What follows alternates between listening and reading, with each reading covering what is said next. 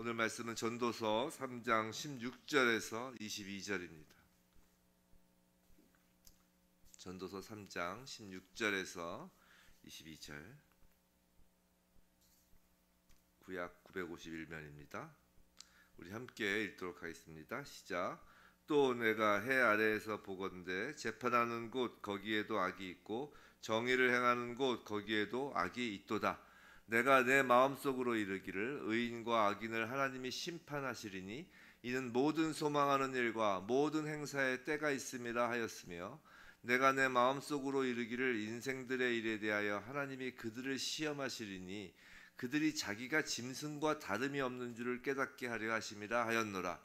인생이 당하는 일을 짐승도 당하나니 그들이 당하는 일이 일반이라. 다 동일한 호흡이 있어서 짐승이 죽음같이 사람도 죽으니 사람이 짐승보다 뛰어남이 없음은 모든 것이 헛됨이로다. 다 흙으로 말미암았으므로 다 흙으로 돌아가나니 다 한 곳으로 가거니와 인생들의 혼은 위로 올라가고 짐승의 혼은 아래 곧 땅으로 내려가는 줄을 누가 알랴. 그러므로 나는 사람이 자기 일에 즐거워하는 것보다 더 나은 것이 없음을 보았나니 이는 그것이 그의 몫이기 때문이라. 그의 뒤에 일어날 일이 무엇인지를 보게 하려고 그를 도로 데리고 올 자가 누구이랴. 아멘. 오늘 사람답게 살도록 하신 십자가 은혜, 사람답게 살도록 하신 십자가 은혜라는 제목으로 전도서 3장 16절부터 22절 말씀을 받을 때 정말 이 말씀으로, 정말 이 하나님 말씀, 이 성경 말씀으로 우리가 이 땅에서 사람답게 살게 되는 그 모두이길 주님의 이름으로 축원합니다. 오늘 시작할 때 피아노 반주가 있으니까 좋죠. 기도해 주시기 바랍니다. 기도해 주시기 바랍니다. 우리 성도님들이 이 아침에 피아노 반주가 있게 해달라고 기도하시면 하나님께서 피아노 반주를 계속 가능케 하시라고 믿습니다. 절대 부담 주는 건 아니고요. 부담 팍팍 주죠. 이렇게 하면서 가족이 무서워요. 그러니까 다 누울 자리를 보고 저도 이제 다리를 뽑는 것입니다. 그러니까 이 아침에 잠언 말씀, 전도서 말씀 계속 이어가겠습니다. 자, 오늘 16절 해 아래에서 보건대 재판하는 곳 거기에도 악이 있다라고 지금 전도자는 말하고 있어요. 세상에서 정의를 실현하는 가장 중요한 장소는 아마 재판이 이루어지는 법정일 것이에요. 그런데 재판을 통하여 정의를 실현하는 일은 정말 어려운 일입니다. 잘못된 판단이 생길 가능성이 언제나 존재하기 때문이죠. 일단 법이 완전할 수가 없어요. 사람이 만드는 법이. 지금 민주주의 국가에서는 보통 삼권 분립이 된 국가에서는 국회에서 이제 법을 만들죠. 국회에서 법을 만듭니다. 그럼 국회의원들이 이제 법을 만드는 거예요, 사람이. 근데 사람 한 명 한 명이 만드는 것도 아니고 세력이 이제 그 법을 만들잖아요. 그죠? 어떤 세력이. 이 대의민주주의가 바로 그런 것인데. 그랬을 때 그 하나의 세력이 돼 있는 그 집단들이 만드는 법이 꼭 정의롭다고 할 수 없다는 것이에요. 여러분, 나치가 독재라고 우리는 다 알고 있죠. 독재죠. 나치가 법에 의하여 정권을 잡은 거예요. 나치가 데모를 해서 정권을 잡은 게 아니라 그 바이마르 공화국의 그 1차 세계대전 끝나고 그 인간이 만든 법 중에 법의 총화, 그러니까 법이 가장 잘 만들어졌다고 한, 가장 지혜롭게 만들어졌다는 법이 바이마르 헌법이었어요. 유럽에서. 그 바이마르 헌법에서 잉태된 것이 나치 정권입니다. 나치 정권. 아이러니하지 않으세요? 그럼 나치가 뭘로 독재했느냐? 다 법으로 했어요. 법으로. 그래서 법이 무서운 거예요. 그래서 우리가 얼마 전에 총선이 끝났지만, 이제 총선 끝났으니까 하는 얘기지만, 총선 전에 이런 얘기하면 또 이제 또 강대상에서 정치 얘기한다고 그러겠지만, 정말 어떤 국민의 투표는 매우 중요한 거예요. 어떤 세력을 만드는 게 아니라 나는 어떤 법이 만들어졌으면 좋겠다는 생각으로 어떤 법을 만들겠다고 하는 정책, 정강을 보고 투표하는 거라고요. 그게 나라의 하나의 운명을 좌우하는 거야. 그 뭐야? 뭐 이런 얘기까지 하면 너무 정치로 가니까 여기까지만 하겠습니다. 여하튼 그런데 그런 법도 불완전할 뿐만이 아니라 사람도 불완전해. 사람도 판사들도 불완전하다고요. 사람이니까. 그래서 재판 결과에 순복하지 못하고 억울해하는 사람들이 이런 말을 하는 경우를 종종 볼 수 있어요. 제가 요새 전도서하면서 계속 속담을 계속 이야기하는데 이건 속담이 아니고 보통 우리가 억울한 재판을 받는 사람들이 하는 얘기가 있어요. 보면 하늘도 알고 땅도 아는데 판사님만 모른다. 보통 그런 얘기예요. 근데 몰라요 정말. 하늘도 알고 땅도 아는 걸 사람은 모른다고요. 그리고 간혹 나중에 진범이 잡혀서 과거 재판이 잘못된 것이 밝혀지는 경우도 우리는 종종 보곤 하죠. 아마 어느 나라든지 재판을 담당하는 판사가 그 사회에서 가장 머리가 좋다고 인정하는 사람들에 속할 것이에요. 보통 그렇잖아요. 하지만 그래 봐야 사람이라는 거예요. 인간 중에 IQ가 높다고 해봐야 사람이라는 거예요. 하늘 안에 있다는 거예요. 그래서 재판에 오리를 줄여보려고 1심, 2심, 3심의 제도를 두지만 이렇게 1심, 2심, 3심의 제도를 둔다는 건 사람이 한계가 있다는 걸 인정하는 거라고요. 근데 그렇게 제도를 둬도 사람이 하는 재판에는 한계가 있는 것이에요.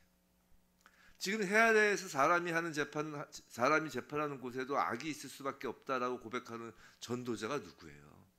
솔로몬이잖아요. 지금 솔로몬이 지금 이 얘기를 하고 있다고요. 성경 속에서조차 하나님께 지혜를 받아 공의로운 재판을 하기로 유명한 바로 그 사람이 지금 재판이 한계가 있다. 재판에 악이 있다. 인간의 한계를 논하고 있다는 것이라고요. 해 아래에서 사회 질서를 유지하기 위해 어쩔 수 없이 재판이라는 제도가 있어야 하겠지만 사람이 사람을 판단하는 것은 가장 위험한 일 중 하나입니다. 그런 차원에서 해 아래에서 살면서 또 너무 다른 사람이 나를 어떻게 판단하고 생각할 것인지에 대하여도 너무 신경 쓰지 않았으면 좋겠어요. 나도 누군가를 판단하지 않으려고 노력하고 나에 대한 누군가의 판단에 대하여도 너무 마음을 쓰지 않는 것이 좋은 이유는 그 사람에 대한 판단이 한계가 있고 불완전하기 때문인 것입니다. 오히려 우리가 더욱 신경 쓰고 주의해야 할 것은 해 아래가 아닌 하늘에서 이루어지고 있는 하나님의 심판이죠. 17절에서 그래서 의인과 악인을 하나님이 심판하신다고 합니다. 그런데 의인과 악인을 하나님이 심판하시는데 안타깝게도 사람 중에는 의인이 단 한 사람도 없다는 거예요. 이건 제 말이 아니라 성경 말씀이잖아요. 로마서 3장 10절 다 하시는 말씀. 기록된 바 의인은 없나니 하나도 없으며 하나도 없어요. 아담 이래 의인은 사람으로서 의인은 단 한 명도 없다고요. 그래서 인간에 대한 하나님의 심판, 의인과 악인을 하나님이 심판하시는데 인간에 대한 하나님의 심판은 결정됐어요. 하나밖에 없어요. 유죄라는 거예요. 유죄. 고민하실 필요가 없어요. 하나님은. 유죄해야 되나? 무죄해야 되나? 사람은 사람에 대해서 판단할 때 재판장에서 막 고민할 거 아니에요. 하나님은 고민하실 필요가 없어요. 다 유죄예요. 그리고 그 죄의 삭은 사망이에요. 모든 사람은 죄인이고 모든 사람은 유죄이고 그 결과 모든 사람은 사형 선고를 받은 존재라고요. 예수께서 요한복음에서 죄에 대하여 명확히 정의를 내려주셨어요. 요한복음 16장 9절 죄에 대하여라 하면 그들이 나를 믿지 아니하며. 죄란 예수를 믿지 않는 것이에요. 죄란 예수를 믿지 않기에 하나님도 믿지 않는 것이에요. 죄란 그래서 하나님과 떨어져 하나님 없이 살아가는 것이 죄라는 것이에요. 아담 이래 모든 사람은 하나님과 떨어져 있던 죄인이에요. 그렇기에 그 끝은 사망이라고요. 그래서 지금 전도자는 사람이나 짐승이나 별반 다를 것이 없다는 것이에요. 어차피 다 죽는데 사람은 다 죄인이라 죄의 삭은 사망이라 다 죽는다. 사람이나 짐승이나 별반 다를 것이 없다. 다 흙으로 만들어졌고 결국엔 다 흙으로 돌아갈 존재다라고 지금 이야기를 하잖아요. 그런데 21절을 보시면 재밌는 구절이 있어요. 다 죽는데 다 똑같다고 하면서 21절 인생들의 혼은 위로 올라가고 짐승의 혼은 아래 곧 땅으로 내려가는 줄을 누가 알려? 그런데 사람이 죽으면 사람의 혼은 위로 올라가고 짐승의 혼은 땅으로 내려간다는 것이에요. 다 똑같지 않잖아요, 그럼. 근데 여기서 혼으로 번역된 히브리어는 루아흐예요. 루아흐는 원래 영으로 번역되던 단어잖아요. 전도서 12장 7절 보면 이런 말씀이 있어요. 전도서 12장 7절. 흙은 여전히 땅으로 돌아가고 영은 그것을 주신 하나님께로 돌아가기 전에 기억하라. 그죠? 이게 무슨 말이에요? 영은 하나님께서 주신 것이라는 것이에요. 영은 여기서 영도 루아흐예요. 영은 하나님께서 주신 것이기 때문에 하나님께로 돌아간다는 거예요. 즉 사람이 죽으면 근데 그 사람에게 있는 영이 하나님께서 주신 영이면 그 영은 하나님께로 돌아간다는 것이에요. 자, 짐승에게는 영이 없잖아요. 근데 어떻게 흙으로 짐승의 영은 아래 곧 땅으로 내려간다. 또 어떻게 짐승에게 영이 없는데 땅으로 내려간다고 지금 오늘 본문 21절에서 말하는 걸까요? 우린 여기서 전도자가 말하는 짐승이 단지 소나 말이나 돼지와 같은 짐승만 의미하는 것이 아니라는 것을 알게 되는 거예요. 사탄의 영을 소유한 자를 의미하고 있음을 알 수 있어요. 성경에선 사탄의 영을 받은 사람을 짐승이라고 종종 표현합니다. 요한계시록 13장을 보시면 아시겠지만 짐승 2마리가 거기서 등장해요. 그리고 용이 짐승에게 권세를 주는 장면이 있죠. 그리고 그 짐승은 적그리스도예요. 어린 양의 생명책에 기록되지 못한 자들은 다 그 짐승에게 경배를 합니다. 짐승에게 경배를 한다는 것은 짐승의 영을 받는다는 거예요. 우리가 하나님을 경배할 수 있는 건 예수의 영을 받았기 때문이에요. 예수가 하나님 앞에 기도하고 경배하며 순종하시잖아요. 그 예수의 영을 받지 않은 자들은 절대로 하나님을 경배할 수 없어요. 짐승의 영을 받았기에 짐승에게 경배하는 거예요. 짐승의 영을 받은 사람은 죽어서 육이 흙이 되는 것은 똑같아요.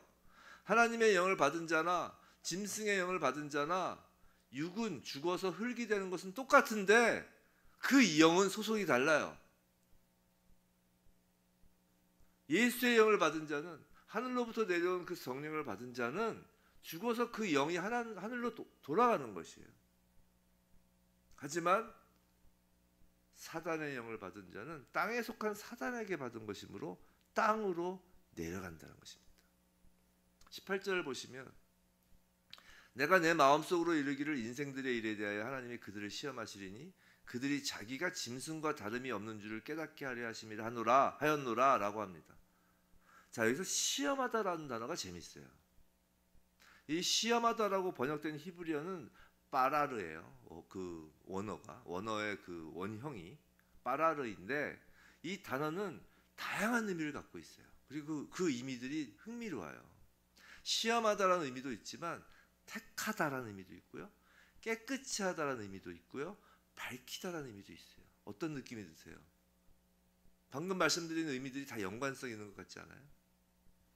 하나님이 택하신 사람을 깨끗하게 하시고 빛으로 밝히는 대상이 되게 하시며 그 대상이 되는 사람들을 하나님이 가만 놔두시지 않으세요. 일평생 따라다니시면서 가만 놔두시지 않으신다고요. 계속해서 자신이 짐승과 다름없다는 것을 깨닫도록 시험 문제를 계속 내신다고요. 인생 속에서 그 시험 문제를 받아서 풀 때마다 성도는 자신의 죄인됨을 매 순간 확인하는 것이에요. 아, 내가 짐승과 다를 바 없구나 이렇게 깨달으면서 그 영이 하늘로 올라가는 거라고요. 성도 여러분, 우리가 예수를 믿어도 죄를 짓습니다. 분명히 장담컨대 해 아래에서 100% 죄를 짓지 않는 사람은 없어요. 죄를 짓지 않는 것보다 그래서 더 중요한 것은 죄를 인정하는 거라고요. 성도란 죄를 짓지 않는 사람이 아니라 죄를 인정하는 사람이에요. 그래야 회개할 수 있기 때문이죠.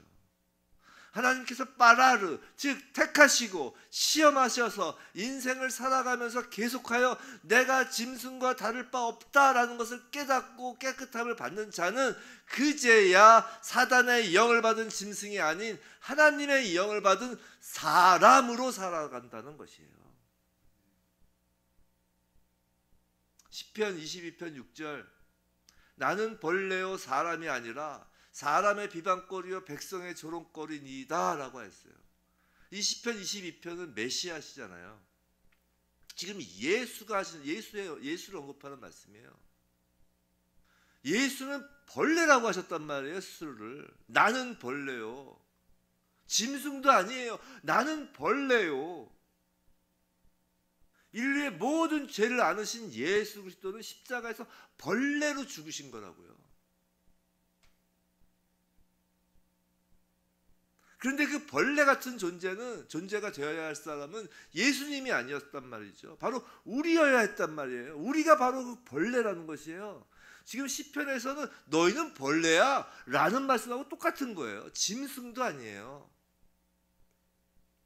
사람의 비방과 조롱을 받아야 할 사람은 예수가 아니라 바로 우리여야 했습니다. 그것을 십자가 앞에서 날마다 깨닫는 것을 은혜라고 하는 것이에요.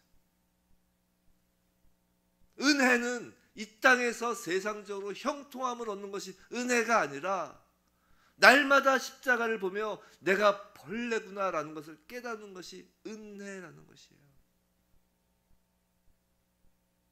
아무리 해 아래 재판정에서 그 재판정 그 판사석에서 높은 자리에 앉아 세상의 옳고 그름의 그 잣대를 가지고 너는 유죄 너는 무죄라고 판단하는 사람이어도 자신이 짐승이라는 사실, 자신이 벌레 같은 존재라는 사실을 인정하지 않으면 그 사람은 안타깝게도 그 영은 땅으로 내려가는 것이에요. 반대로 아무리 해 아래에서는 재판정의 피고인 자리에 있어서 세상 사람들의 비판을 받아도 십자가 위에 예수를 바라보며 그 자리가 바로 나의 자리여야 했음을 깨닫는 자는 그 영은 하늘로 올라간다는 것이에요. 사랑하는 성도 여러분, 구원받은 성도란 하나님의 심판을 예수의 십자가 위에서 이미 받은 자들이에요. 이미 우린 심판을 받은 자들이라. 모든 자에 대한 하나님의 심판은 유죄라고 했어요. 말씀을 시작하면서 제가 이제 법을 했기 때문에 좀 설명을 드릴게요. 모든 자에 대한 하나님의 심판은 유죄예요. 우리가 예수 그리스도의 십자가로 인하여 무죄가 된 게 아니에요. 이걸 잘 아셔야 돼요. 그래서 로마서에 그러므로 예수 그리스도 안에서 더 이상 정죄함이 없다고 그러잖아요. 예수 그리스도 안에서 무죄다 이렇게 얘기 안 하셨다고요. 정죄함이 없다고 그랬죠. 이건 완전히 다른 개념이에요. 이게 무죄라고 생각하니까 마음대로 사는 거예요. 지멋대로. 성도도 유죄예요. 모든 사람은 유죄라니까요. 그런데 성도에 대한 유죄 판결은 이 땅의 십자가에서 이미 내린 판결이에요.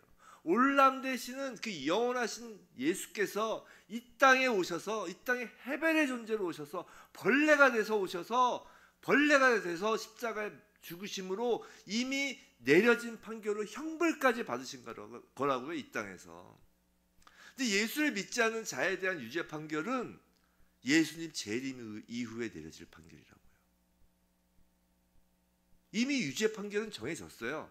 근데 다만 그 판결의 집행은 예수님 재림 이후라고요. 그 잘 모르니까 한 번 더 이야기를 해주는 거예요. 그 하늘 백보자에서 너 유죄 맞아. 그리고 불못으로 던지시는 거죠. 이 땅에서 예수를 믿은 자는 이 땅에서 심판을 받은 거예요. 형벌까지 받은 거예요. 성도는 이미 유죄 판결을 받고 이미 그 판결에 따른 형벌까지 받은 사람이라고요. 아니 유죄인데 어디 고개를 들고 다니는 거예요. 이게 무죄라고 생각하니까 고개를 빳빳이 들고 다니는 거지 유죄라니까요. 어디 고개를 빳빳이 들고 다녀요. 그게 짐승이라고요. 우리가 하나님께서 의인이라 칭하셨다는 것을 잘못 오해해서 나 무죄야. 난 정말 이렇게 사는 건 다른 거라고요. 우린 유죄예요.